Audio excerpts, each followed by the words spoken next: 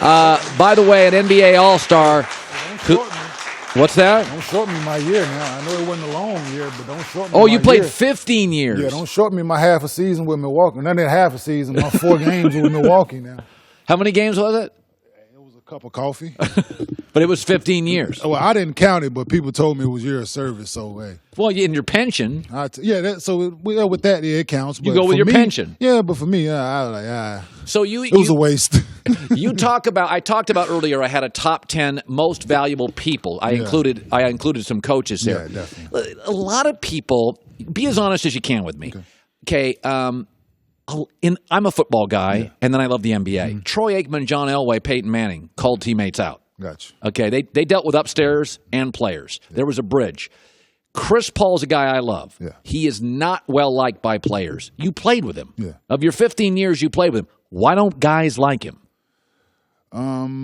People think he's a politician. Okay. People don't trust politicians. Is that really it? Yeah, does things within the locker room that some teammates question. Dealing with management and coaches, people deem it as sneaky, things like that, but you don't know what's going on behind the closed door, so it leads to speculation. So he has excellent relationships with Adam Silver, all of his coaches, front office people. That doesn't land well for players who don't think he's all in as a player. Yeah, as a teammate. They think he has an agenda, like a hidden agenda, that doesn't include the rest of the 14 guys. But when he left the Clippers, Blake went into the tank, and he's had a great year. Could I not argue, listen, the bottom line is he's a smart guy. He doesn't care if he's liked by players.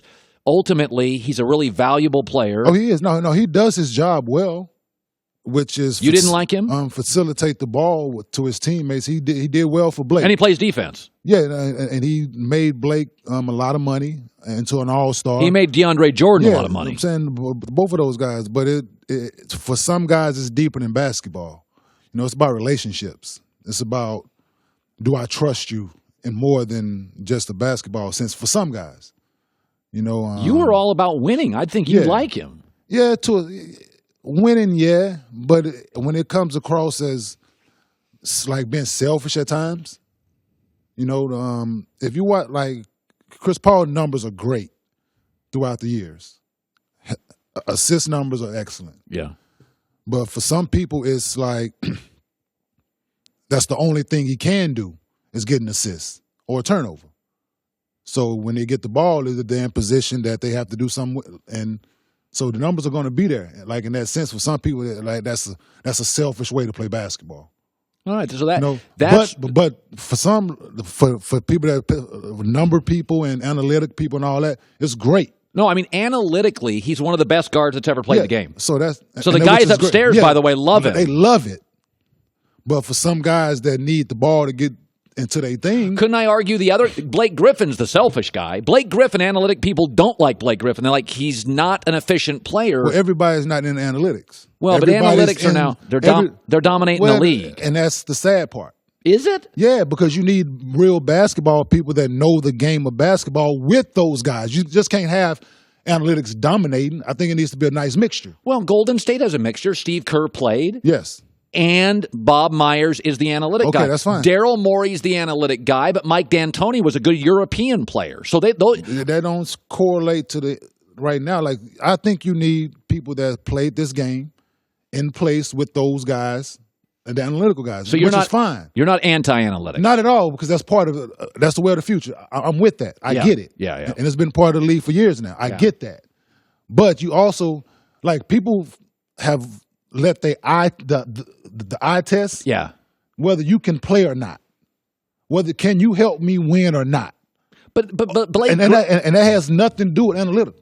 Like, that has nothing to do with analytics. Okay, but here's a prime example. John Wall eye test. Mm-hmm. It looks great. Then analytics, he can't shoot and he's not efficient. Okay, so therefore you have honest conversations with him and you tell him this is what you need to do to be successful. These are your numbers doing this. These are your numbers doing that. That's analytics, right? Right. And then you have the honest conversation, the eye test. This is what you need to do to be successful. to help us win. Are you more eye test or analytics? I'm more eye test. I'm more analytics. So we can work together, but we can work together. I'm 75-25 analytics. You're probably 50-50. Well, then you're not more. I'm not more. I said I understand it. It has to be a part of the game. Okay. There's even balance. There's conversations. Because us sitting in the room figuring out what 15 guys, analytical and eye test, what 15 guys we can put on our roster that can help us win a championship. That's what I'm into. Yeah, Chris Paul's good at that analytic thing. So, and you need other guys that need a PJ Tucker. I'm saying you need a guy like that. Is he a good analytics player? He plays defense. I don't know. I'm saying my analytical numbers probably wasn't great. Oh, I think they're better than you think. You were an efficient player. But I'm about winning. I've never been in the numbers. I'm saying I've never been in how many points I average, rebounds, assists, none of that, ever. Did we win or did we lose? Did I know if I played well, if I didn't play well? I don't need nobody. I don't need no numbers to tell me that, no plus minus. I don't need none of that.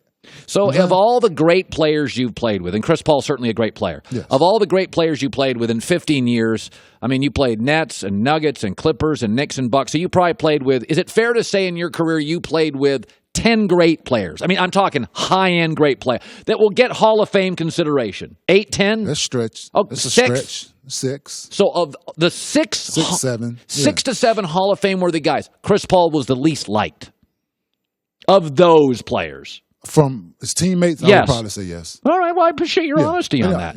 Okay, let's go to the two series. First of all, Cleveland, Boston. Who do you like? Why? Cleveland, Boston. Cleveland, because they have LeBron. Until somebody proves that they're going to beat LeBron in the East, it's tough for me to pick against him right now. But I like Boston as a team. I like their unit. I like they've gelled at the right time. They got guys playing out of their mind. Tatum, Marcus Smart, Brown, they're playing great. And they've been playing great before. But they're 20. And this man been the 7 straight. So, hey. Okay. I'm going with the guy. I'm with you. Okay, now we go west is Golden State, Houston. Who do you like? Why? Golden State, because they average 30 assists, 29, 30 assists a night. That is a ton. And they play defense on the nightly basis when it counts, which is in the playoffs, and they understand where they are now. And they've been there. They've been there. And that's a thing. And they're hungry for more.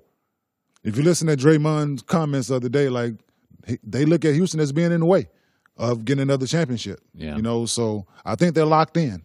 Houston's been playing well this season, this regular season, throughout the playoffs so far. But I think they're vulnerable. I think they have gaps.